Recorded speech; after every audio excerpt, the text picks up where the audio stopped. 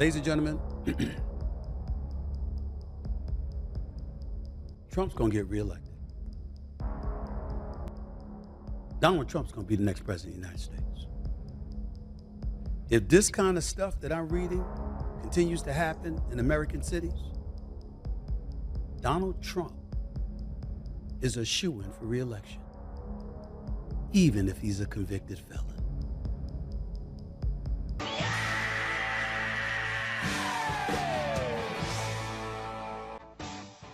And when we consider Homeland Security, it seems that Alejandro Mayorkas will put a completely different frame in many ways on how that job is done. Yes, he will, Lawrence. It's such a welcome change. Joe Biden and Kamala Harris are living up to their promise to appoint a cabinet that looks like America. Has Secretary Mayorkas ever lied to you? Yes. The day will come soon when Secretary Mayorkas has to come and answer our questions. And to my colleagues, if he'll lie to Mr. Lyons and lie to the community here, then he will lie to us and he will lie to the American people. And that's why I'm very proud to co-sponsor Representative Biggs' articles of impeachment against Secretary Mayorkas. It's such a welcome change. You could be the first cabinet secretary to be impeached since 1876.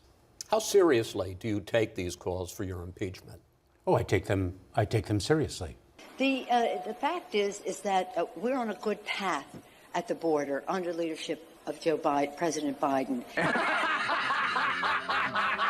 We're on a good path at the border under leadership of President Biden.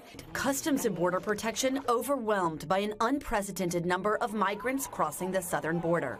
Nearly 50,000 undocumented migrants crossed in just 4 days this week, shattering records never seen before. The record levels pushing border stations past capacity. Because we were in a very bad situation under the Trump administration. Let's go back to blaming former President Trump for the border, just like inflation and everything else he gets blamed for. The president has done more to secure the border and to deal with this issue of immigration than anybody else. He really has.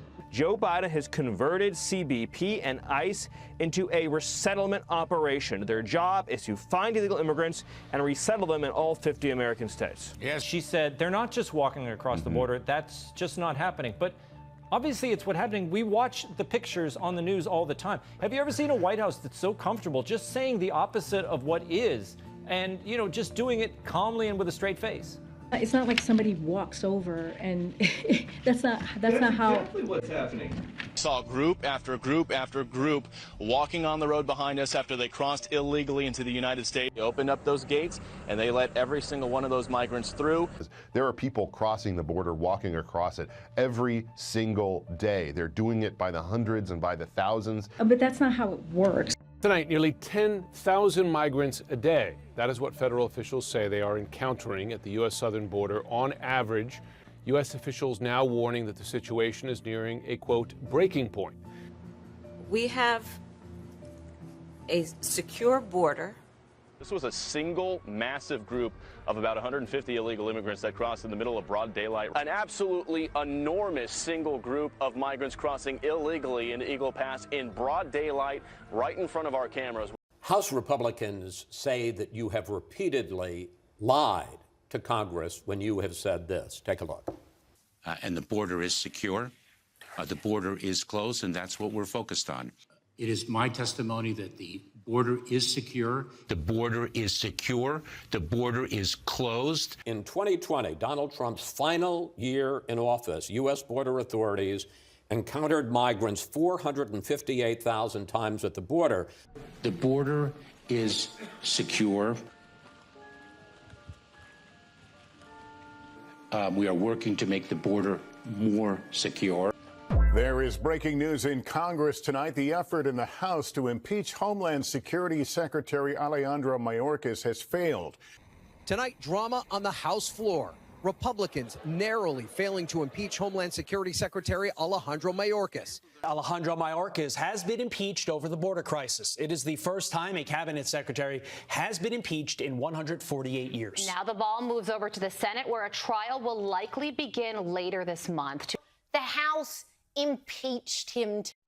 House Republicans, in fact, just last night voted by a razor-thin margin to impeach DHS Secretary Alejandro Mayorkas for his handling of the border crisis. And while they're at it, they should impeach Kamala Harris because she was put in charge of the border. Do you plan to visit the border? Not today.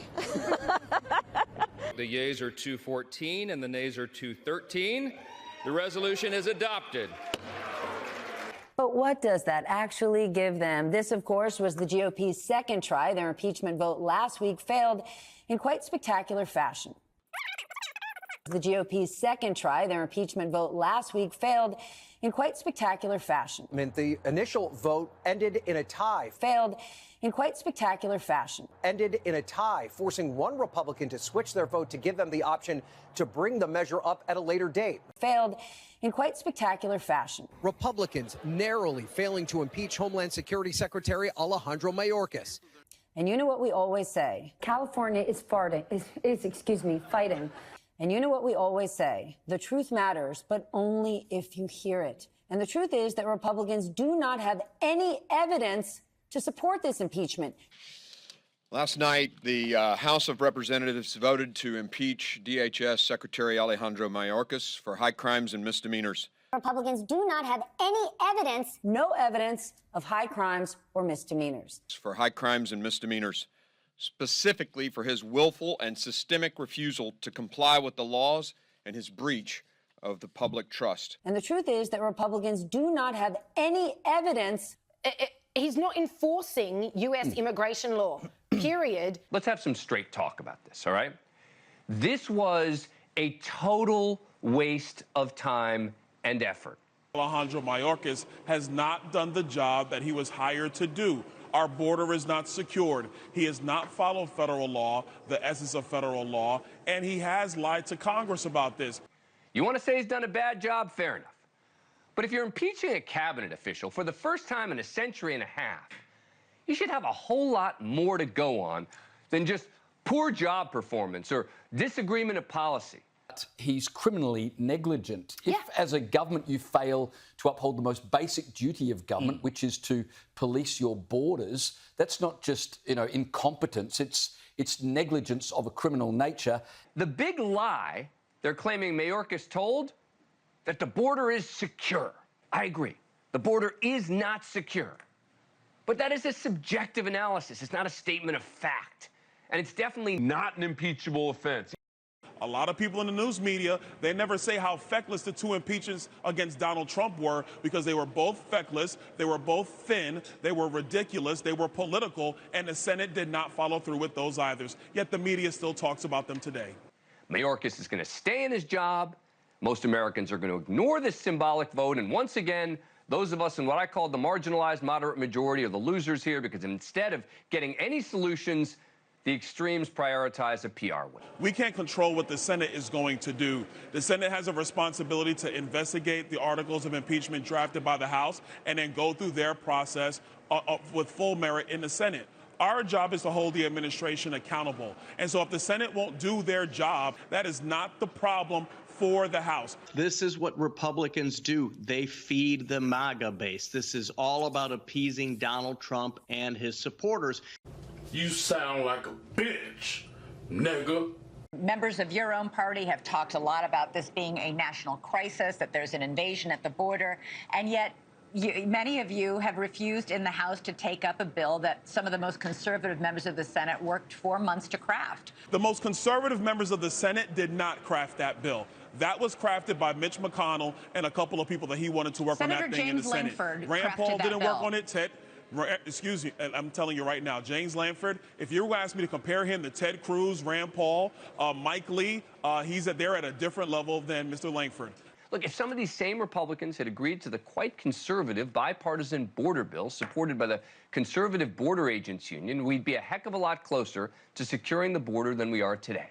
House has passed H.R. 2. It is by all measures the most conservative, policy ever brought to securing our southern border. Chuck Schumer's never brought that up for a debate, and we passed that last year. So your argument actually needs to be in reverse. How come the Senate won't debate the policy that was passed by the House of Representatives? The reason why they won't debate it or bring it up for a vote is because it actually secures our southern border once and for all, and it ends all of Joe Biden's terrible policies, which have hurt all of our states and all of our cities, no matter what your politics are. Okay, well, Senator Langford, just to say, has the second most conservative voting record in the Senate, just to, that is a fact about his voting record and his level of conservatism. But I wanted to get your response. But he still negotiated a bad bill. The bill is terrible. Let's just say it. Let's leave it there.